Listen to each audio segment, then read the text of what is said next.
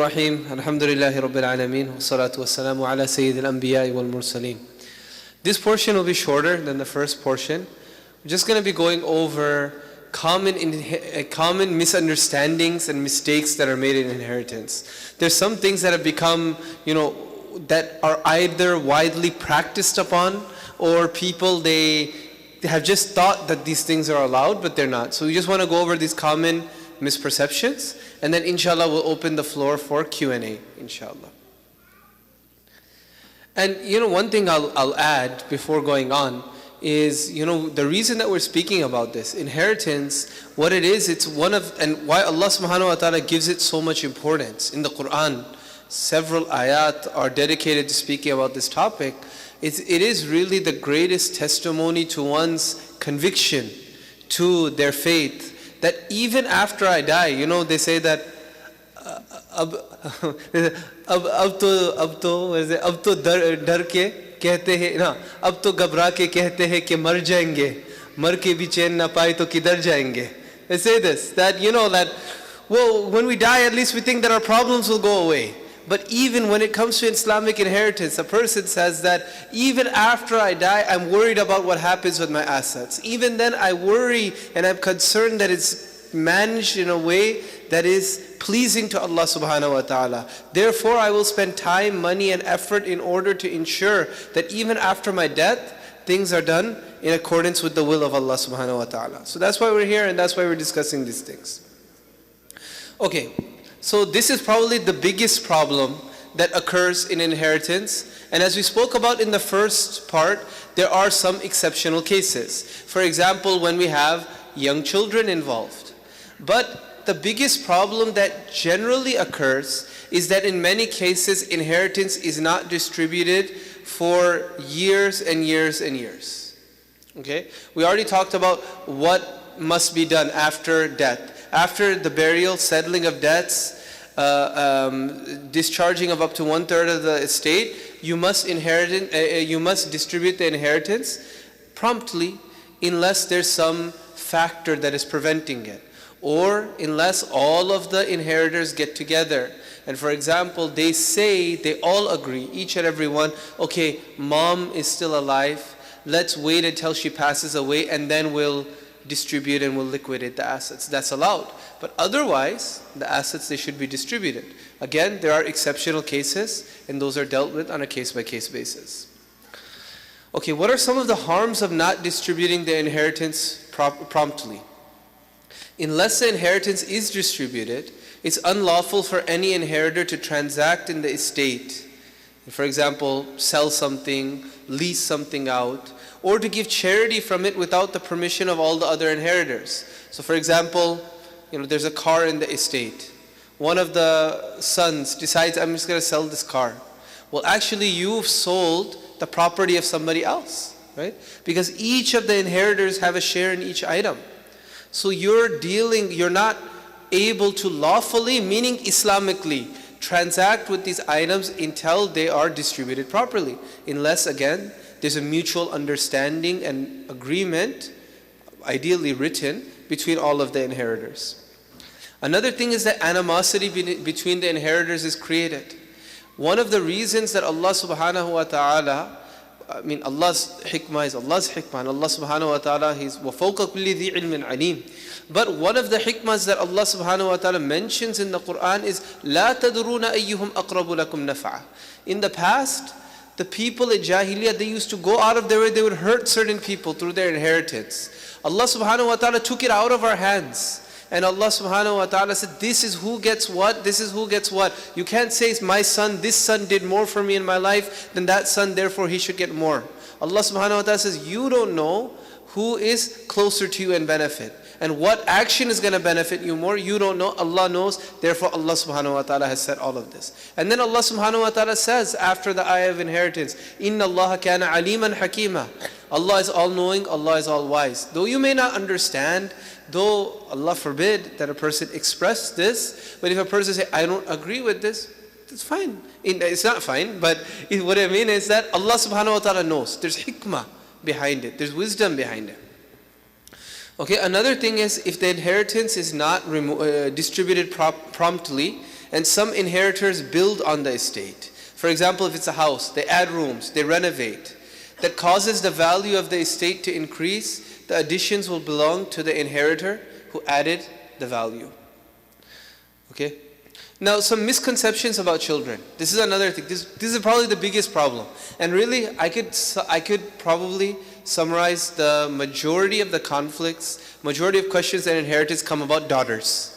How can I find out some way to give my daughters the same amount as my sons?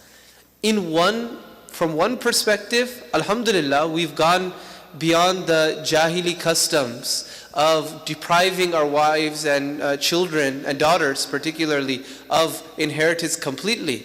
At the same time, Allah subhanahu wa ta'ala has set laws in place. So there's all these questions about, how do my daughter get the same as my son? Can I do this? Can I give a wasiyyah to my daughter? When Mufti Sahib was speaking about wasiyyahs, the most common wasiyyah I see is that, okay, my daughter is getting half of my son in inheritance, therefore I want to give her 1/3 of my estate as well in wasiyyah. And it's not allowed. But anyway, what are some misconceptions? In some cultures, daughters and sisters, they're forced to forego their share of the inheritance. They're told that you already have a husband that's going to take care of you. You have sons that are going to take care of you.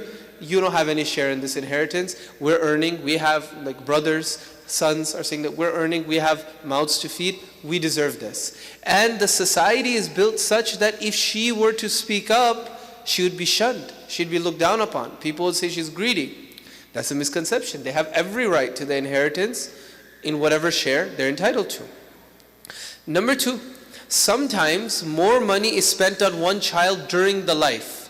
So for example, education. One child became a doctor. The parents paid for his or her medical school. Okay? And the other child, they're mashallah business minded, you didn't need to spend anything on them. They went out and they got their own money. Okay? Or a wedding. Some of the children got married in the lifetime, others didn't. So a lot of money was spent on their weddings. And they're told, this is what happens in our cultures, they're told that that's your share of the inheritance. The fact that I paid for you going through college or med school, the fact that I paid for your wedding, consider that to be your inheritance. That's not valid. When the deceased, after they pass away, that child whose education was paid for, whose wedding was paid for, even then they still have an equal share in the inheritance as the other siblings or the other children. Okay?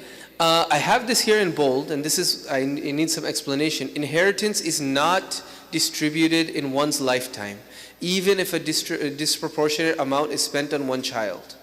What this means is, look, inheritance, that people sometimes say we want to distribute our inheritance in our lifetime amongst our children.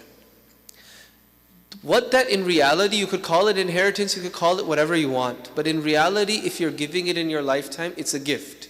And you are allowed to give to whomever you want, whatever you want. But there are guidelines that Rasulullah ﷺ has given us. For example, treat your children fairly. So if a person is very concerned, for example, about their daughters getting half of their sons, and they want their daughters to get more, what they can do is in their lifetime, they could say the majority of my assets, I'm going to distribute them amongst my children, and I'm going to give it to all of my children equally, sons and daughters. Now that will be given to them, they'll own it. And now when the person passes away, whatever little they have left, that will be distributed according to the laws of Sharia, meaning that daughter will get half of the sons, right? But that will be a small amount. Similarly, when it comes to gifts, you could say that a child, one son, he supported me in my business. He helped me in my business. Or he took care of me all of these years when I was sick or when my wife was sick. So now in the lifetime, you could give that child a bigger gift, right? As long as it's not done, there's some conditions, but one of the conditions is that you're not doing it to hurt the other children, to show favoritism. Rather, it's for a legitimate reason. This child, they did more. You're allowed to give them in your lifetime. But you can't say, after I die, you get a lump sum. That's not allowed. Okay, even if one child did more than the others in serving their parents, their share of the inheritance is not increased. Again, if you want to compensate them, if you want to reward them for what they did, reward them while you're still alive. Because as Mufti Sahib was saying, in reality, when a person reaches that stage where they're near death or that last sickness of their life, Their wealth, it's like their assets are frozen. That's a good word to say. Like a Russian oligarch, right? Their assets are frozen. According to Allah subhanahu wa ta'ala. In this world you could do whatever you want, according to the laws of the land. But according to Allah, your assets are frozen. Why? Because each of your inheritors, they have a right on it at this point. And at this point, since it looks like you're not going to get better, you're not allowed to mess around and hurt them from getting what they were entitled to. Okay? So that's why, if you want to give it in your lifetime, give it when you're healthy. And acknowledge, tell the reason to your children. You know, so and so, my son, or this daughter of mine, she stayed with us and she took care of us for so many years. I want to give her this gift. That's fine. Okay, even if one of the children or any other inheritor agrees in the life of the deceased to not receive inheritance, upon death they will still retain the right to renege on what they said and inherit. This is a right that's established by Allah. It can't be forfeited. Okay? Allah subhanahu wa ta'ala puts certain things in place. Those things can't be forfeited. Let me give examples.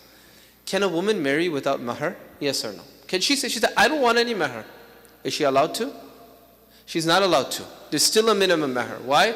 The mahar, yes, it takes care of the woman, but the mahar is a right of Allah subhanahu wa ta'ala, in the sense it being paid is a right of Allah subhanahu wa ta'ala. Because He wants to honor women in that way. Okay? Another example of this is this inheritance, right? It's something that a person, they cannot say that I don't want to inherit anymore. I'm giving up my share. Why? Allah subhanahu wa ta'ala has established that right. No matter what you do, that right will still remain. I got a call today. There was a divorce case. The woman said, I don't want to stay in my husband's house for my iddah. So you have to. She said, what if my husband gives me permission and tells me to leave? So it's still not allowed. Because the iddah is also a right of Allah subhanahu wa ta'ala. The husband can leave. The husband can go and stay somewhere else, but the wife has to stay in that house. So similarly, like this, even if a person says, I'm not going to take any share of my inheritance, they'll still inherit. They'll get it, and then they could give it to the other inheritors, they could give it to charity, they could do whatever they want with it afterwards. There's some misconceptions about wives as well. Many people think that if a woman remarries, she's not entitled to her share of her previous, meaning deceased husband's inheritance. This is false. So her husband passes away, she gets remarried, she still inherits from that husband that passed away. Stepmothers are deprived of inheritance by children. This happens quite commonly. This is also incorrect. Even if a woman marries a husband late in life, she will inherit from him if she was his wife at the time of death. So a man, he marries a younger woman. That's why he did it. That's between him and her and Allah. Even if the children aren't happy with it, if he's married to her at the time of death, she will inherit. The children have no right to keep that from her. Sometimes a wife is given something, like a home or jewelry, and they're told that this is a gift to you. But the condition is that it's returned to the husband or his inheritors after death. This is also not allowed. You can't give a conditional gift. When you give a gift, full ownership transfers to that person, and you can't say that I'm giving you a gift for this amount of time. That's called borrowing. So you could tell the person, you could borrow this, but you can't say that it's yours, it's a gift for you. If the father passes away or the mother passes away, there's another misconception. Many people think that it's wrong to distribute the inheritance while the other one is alive. This is also incorrect. They say, okay, our father has passed away, but our mother is still alive. We're not allowed to distribute the inheritance. Now, if you collectively decide that you're not going to, that's fine. That's called sulah. Everybody agreed to it, no problem. But you can't say that shar'an it's not allowed. So that sometimes you'll have that one sibling or that one child who forces liquidation.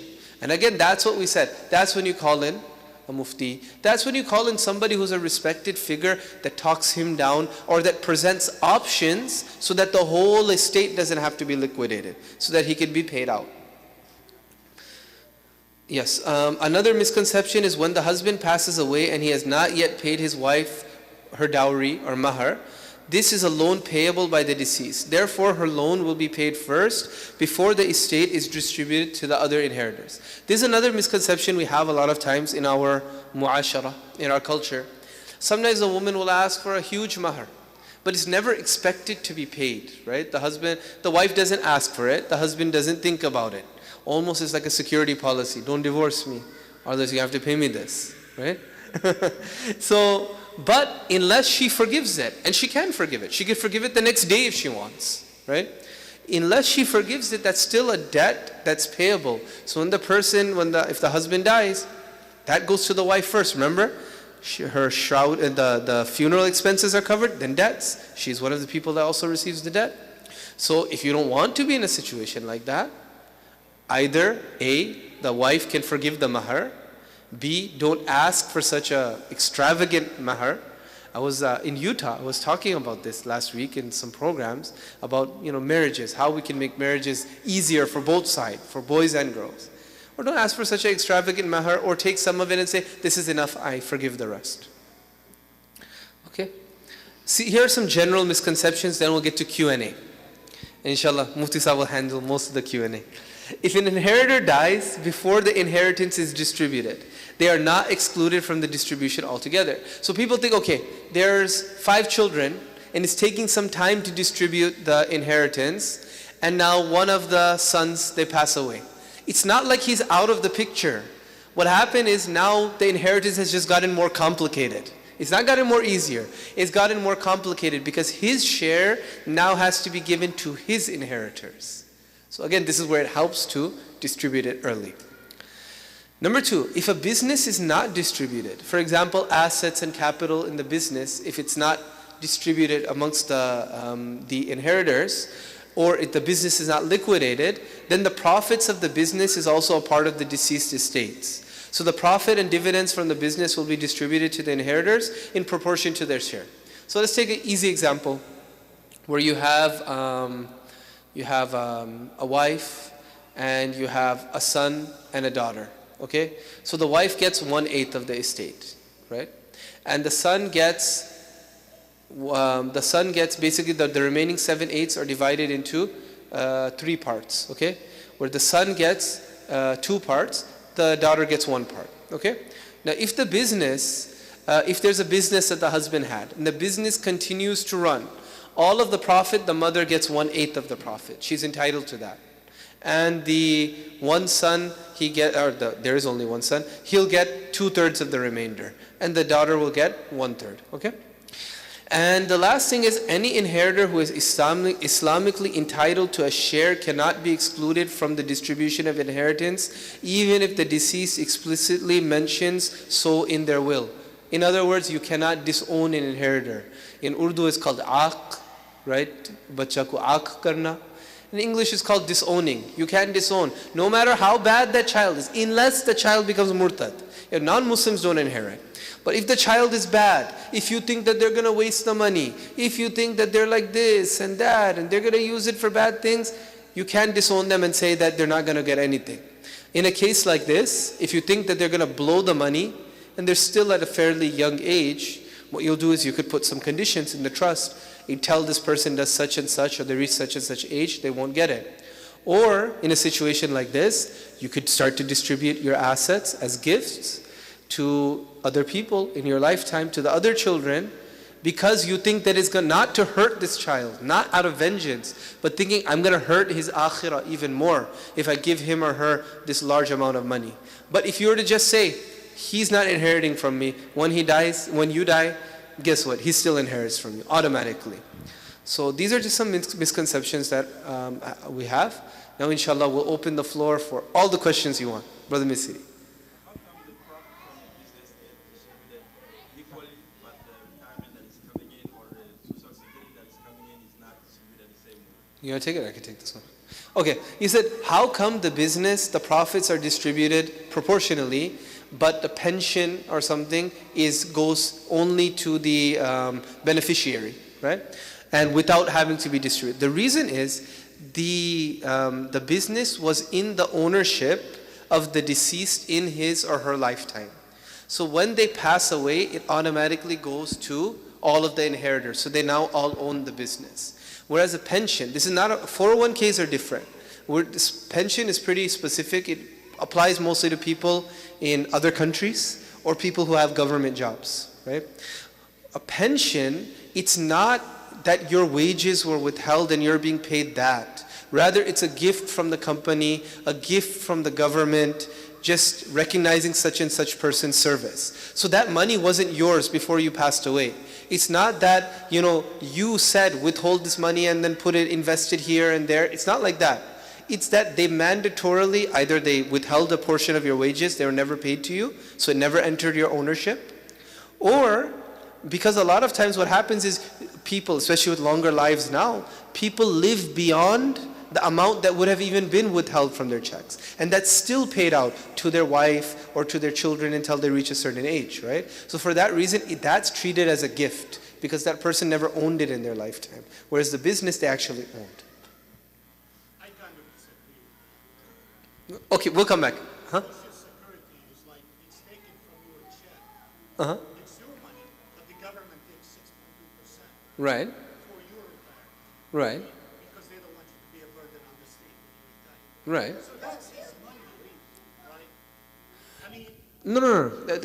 So the Shari'i rule is that wages do not become yours until you actually receive them.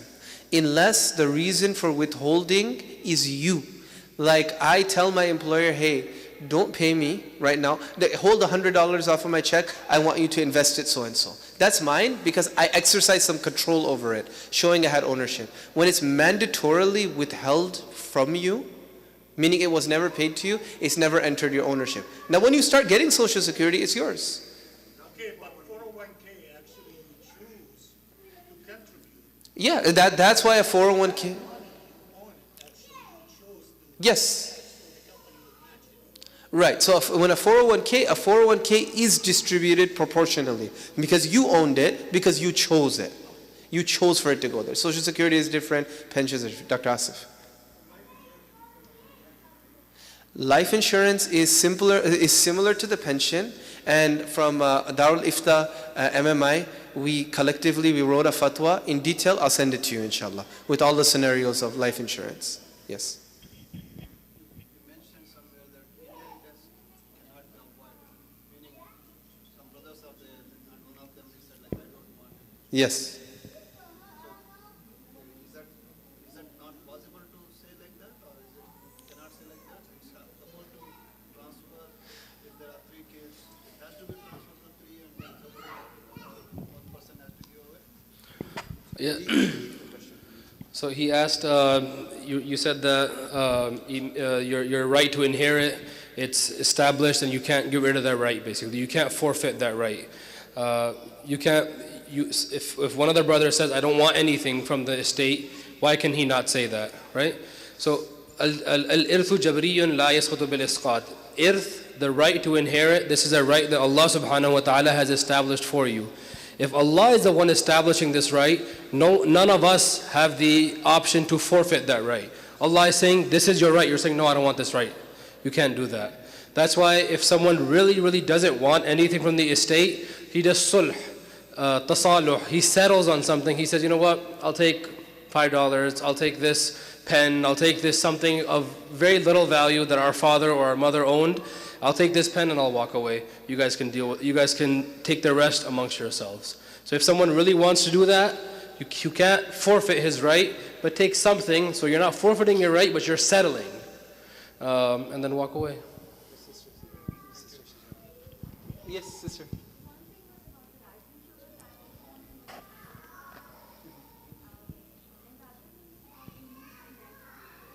Nieces and nephews?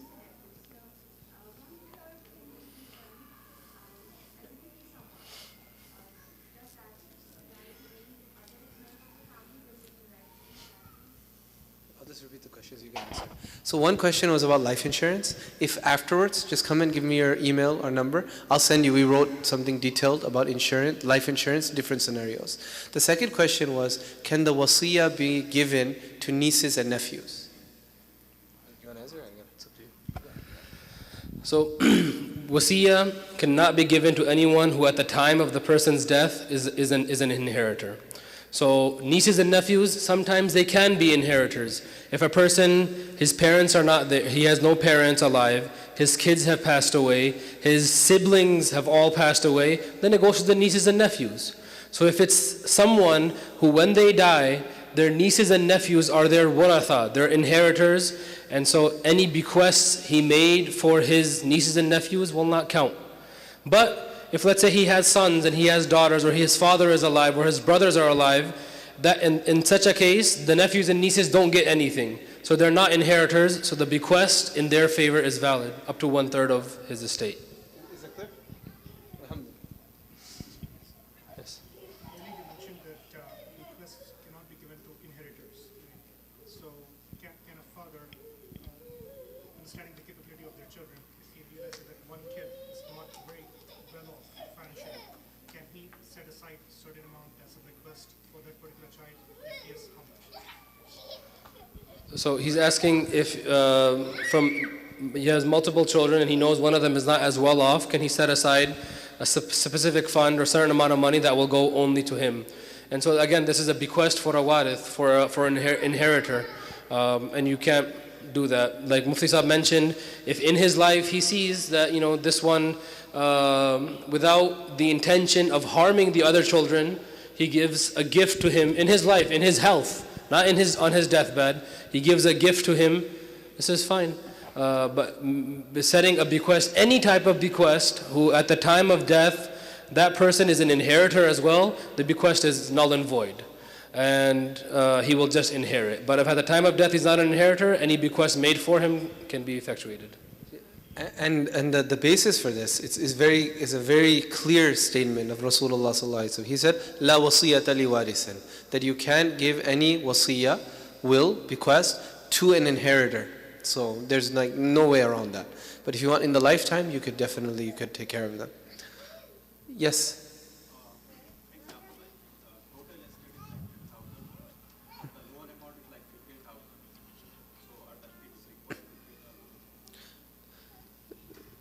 The question is, let's say that the loans exceed the total amount of the estate. Are the children required to pay off the remainder, the balance? In such a case, they should settle. The creditors cannot go after the children's assets, but the children in that case should just settle and say, look, this is how much money we have, or these are all of his assets. What can we do to make it work? Otherwise, when someone dies, his liability ends with him and it won't transfer on to his inheritors. And I think legally they can't come after the children either. But if you, like Abdullah bin Zubayr radiallahu an, the story is in Bukhari, he worked very hard to pay off his father's debt. If you want to do that, you could do it, but you're not required to do so. Any other questions? The floor is you guys'. We be here as long as you want. This is the third person that asked about life insurance. What's the question now? Is life insurance permissible? Life insurance, again, we wrote the detailed fatwa. It has all the different conditions. You opting into life insurance, meaning that you paying for a policy, that's not permissible. But if your employer provides it to you as a benefit, you could take it, no problem. Okay, but you can't purchase a policy. That's not permissible. Because it has elements of both gambling and interest. I'm not saying it's gambling and interest completely, but it has many elements of both of them.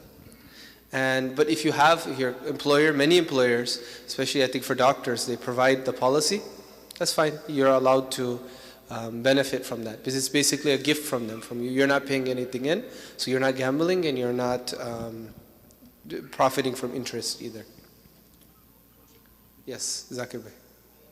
The previous answer given, like giving as a gift to one of the child in the lifetime itself, without harming. So what do you mean by without harming? Without harming, what that means, look, at the end of the day, even if you harm another child through your gift, the gift is going to be valid. You'll just be sinful. Okay? But between you and Allah subhanahu wa ta'ala, you have to be clear with your niyyah. we're honest here, okay? Everybody, many people, I think everybody here probably has children. That's why you're here. Otherwise, no one's really concerned, right? In your heart of hearts, your heart might be inclined to one child more than another child. It's natural, and we can't control it. We can't control it. Allah subhanahu wa ta'ala puts that love in the heart. It may be that one child, sometimes they annoy you, and somebody is vindictive. So they say, I want to hurt this child. This one, it's going to sting him if I give it to my other child. So I'm going to give it to him. Or, this situation won't apply, but it applied in Nabi Sallallahu Alaihi Wasallam. Unless, if you told me give khutbah about multiple wives, right? So maybe it applies to you. I'm just joking. But in Nabi Sallallahu Alaihi Wasallam's time, it applied. It applied. Nu'man bin Bashir radiallahu anh, his father, Bashir radiallahu anh, he came to Rasulullah sallallahu alaihi wasallam. There were multiple wives. So the wife of Nu'man, she wanted her child to be up, to seem more special than the other kids. So he kept convincing the husband, give him a special gift. Why? To hurt the other children. To hurt the other wife, show that my child is the most special. So Rasulullah sallallahu alaihi wasallam said, I'm not going to be a party to this zulm. You're trying to make me a witness? No way, I'm not going to. So that hurting, that's in your heart. Any next questions? Like you said, if you want to be equal to your daughter, in your lifetime, so physically you have to give that ownership, or you can just say that house belongs to her. No, it would have to be, all the rulings for hiba, for gifting would apply. So you have to physically transfer ownership to her. Just saying, this is hers, and she never came and picked it up, and you kept it with you, that's not sufficient. So all the rulings for gifts would apply, which would means transfer of ownership as well. The transfer of funds to her account, those types of things. Yes. Yeah, you mentioned about assets being frozen. At which stage exactly? So when the person's sickness starts, that sickness that causes his death. And at the moment you can't tell, but eventually it retroactively applies. For example, someone's chest started hurting and they're being rushed to the hospital, they're operating on him, or he's undergoing treatment, and 3 months later he dies because of, it was a heart attack, and because of that he died 3 months later. So within those 3 months, any transactions he made, they're all going to be considered wasiyyah. Any gifts he has made at that point, they're all going to be considered wasiyyah. So if he had, in those 3 months, if he had gifted his son something, his daughter something, his wife something, they're all going to be null and void. They're all going to be part of his estate and distributed equally. Any purchases he made, those are fine, but gifts will not be considered. All the rulings of bequest will apply. But on the other hand, just to add to that, let's say that he had children, but during that time he gifted some money to his niece or his nephew. As long as it doesn't exceed 1/3 of the estate, it would be valid. It would be valid because they're not inheritors. And they're allowed to, meaning nieces and nephews, they're allowed to receive wasiyyah because they're not usually the automatic inheritors. I mean, it's going to vary on a case-to-case basis based on who you have alive in your relatives. But it wouldn't be valid to the wife or children because they're automatic inheritors. Whereas to non-inheritors, like friend, niece, nephew, it would be okay. That goes back to that other question, where you give something extra to a child that you can't do at that. No, you got to plan it out beforehand. And that's why you're here today, right? Okay. Yes, this brother, and then we have one from his sisters. I just want to because I didn't attend the first session. What is the significance of this Islamic world when the law of the land is going to take over, and let's say the wife wanted the law of the land? Yeah, so the wife can want the law of the land, children can want the law of the land, and legally there's no recourse. Again, I gave this example in the first session, that when it comes to the laws of the land, they're pretty broad. The laws of the Sharia, they're a little bit imposed. So for example, alcohol is completely valid, lawful in America. If I want, I could go and drink alcohol, Allah protect me from that, and say that, yeah, this is the law of the land. I could sell it, I could buy it, I could do whatever I want. But I'm still accountable to Allah subhanahu wa ta'ala. So if the wife, for example, says, I don't want it to be distributed Islamically, I want to, mine, because I was a co-owner of this asset, the whole asset is transferred to me automatically on the time of death because my name was on the title. legally there's no recourse. I mean, the children could try to take her to court. They probably won't be successful. But she will be accountable to Allah subhanahu wa ta'ala. Yeah, I mean, yeah, from the Quran and Hadith, it's haram to mess around with inheritance or take what's not yours. But they will, inshallah, Allah gives everybody hidayah. But if a person, doesn't fulfill knowingly doesn't fulfill their dini responsibilities, they'll be accountable to Allah subhanahu wa ta'ala. Sister, can you just add to that? Oh, he's going to add? I'm sorry.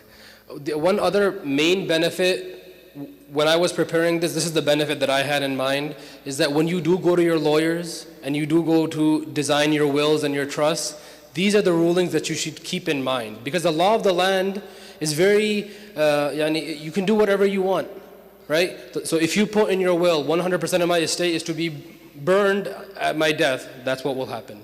That's what they're going to do. So the law of the land is not restrictive. They don't put restrictions, you can't do this, you can't do that. They say you do whatever you want to do. People give their wealth to their dogs. They have. Yeah.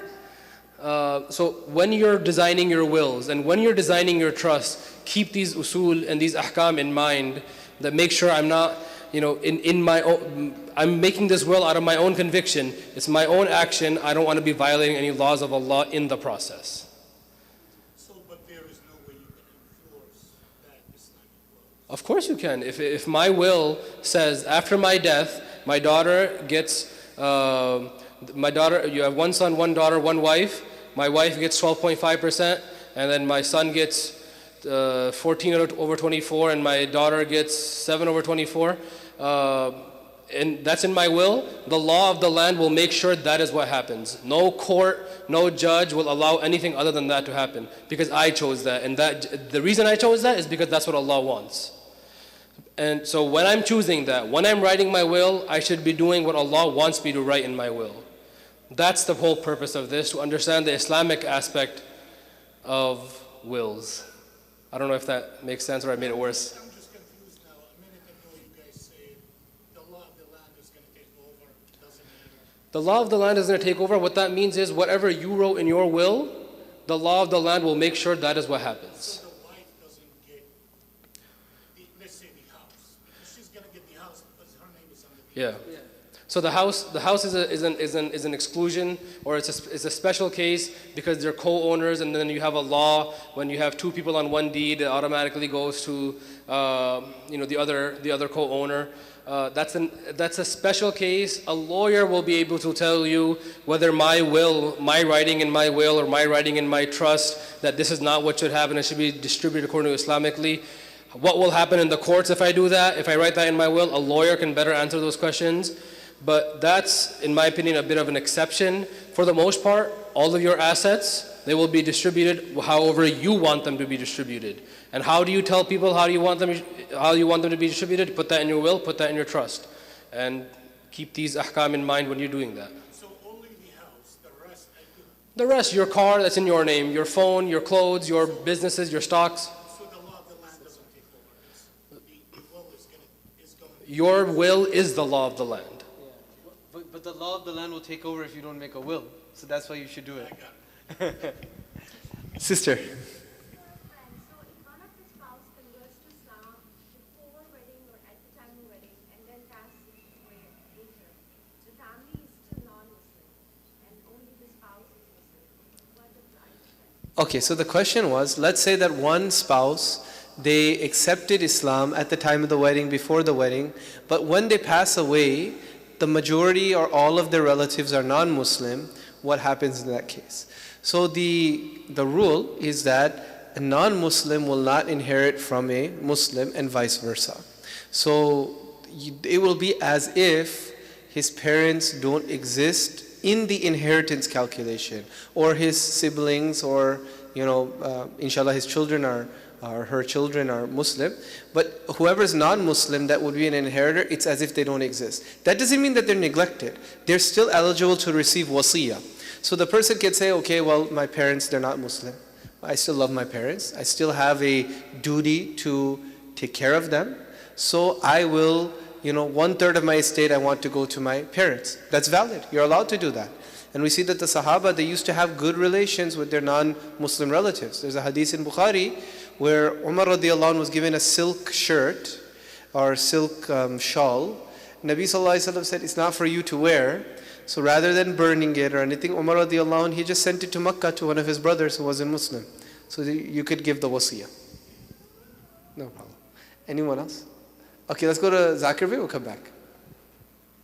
Yeah, if I know that some of my relatives passed away and his inheritors or they didn't distribute the way they were supposed to.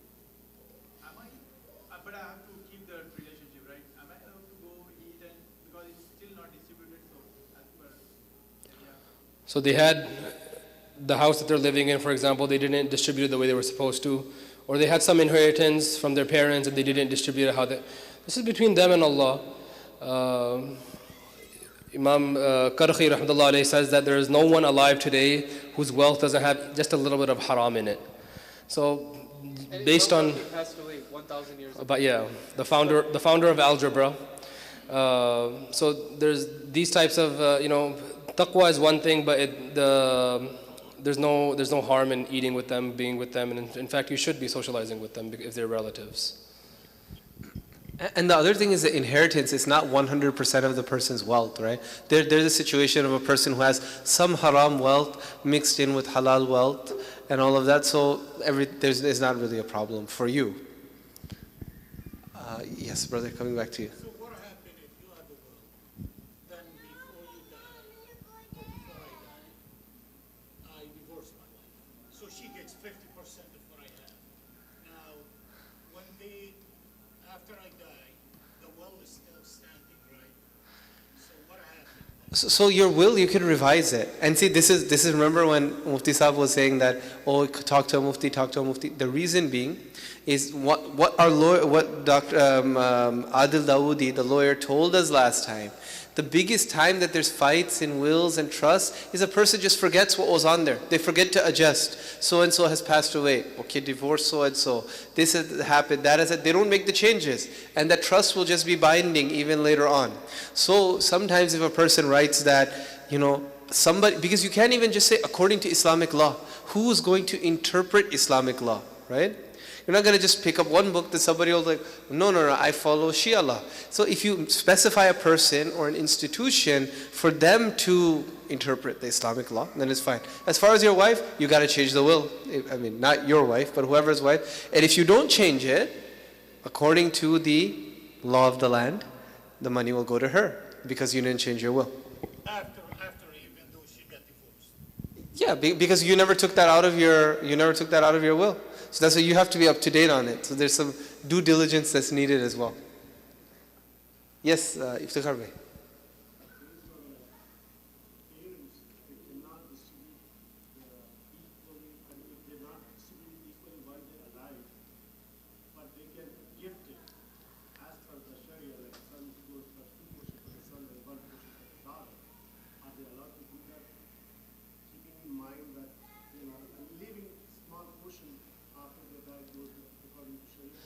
So your question is that rather than gifting evenly amongst the children during lifetime, rather gift according to the Shari'i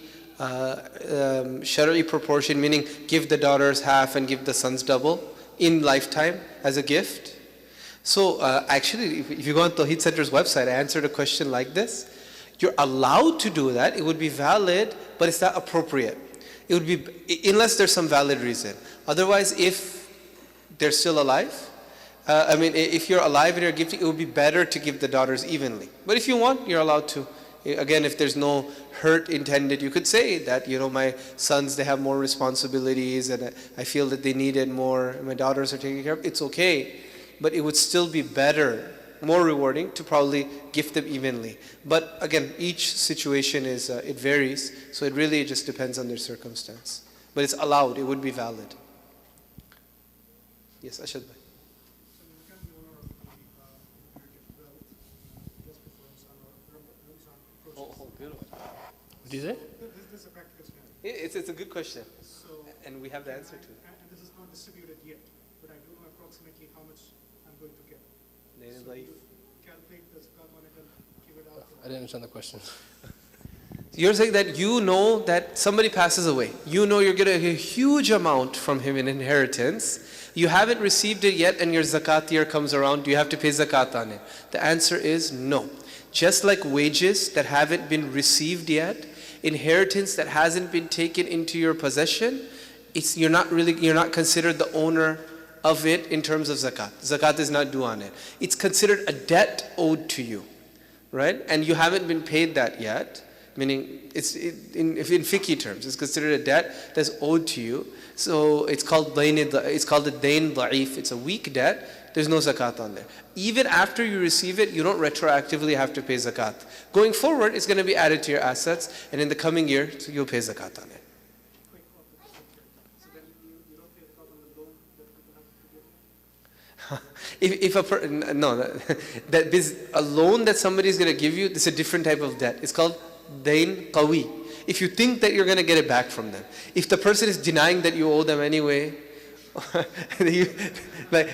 don't owe you, what are you talking about? You don't have to pay zakat on it, you're not going to get it back. But if they acknowledge it, they're working, you have terms and all of that, you do have to pay zakat on that.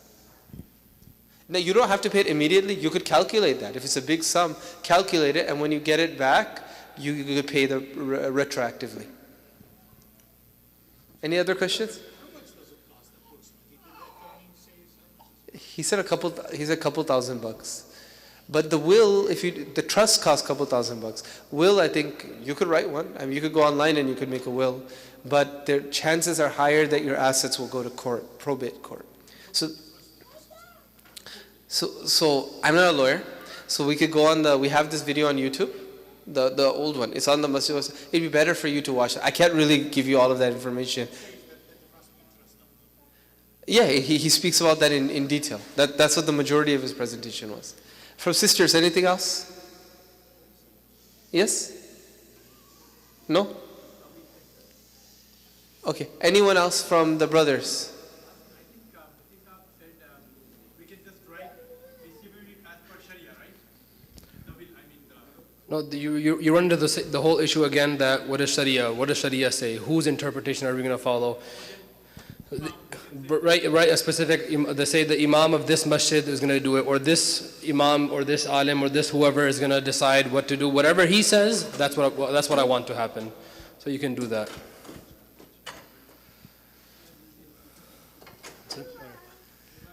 Jazakumullah khaira, subhanallah bihamdik, subhanakallah bihamdik, nashhadu an la ilaha illa anta, nastaghfiruka wa natubu ilayk. Inshallah, we'd like to thank Mufti Saab for coming by and spending time with us. Inshallah, let's make dua for him. He took his Friday night out, and inshallah, jazakumullah for you all to come. We're here anytime. Some more questions, inshallah, please come. We forgive us for any confusion that may have been caused. Jazakumullah khair. Assalamu alaikum.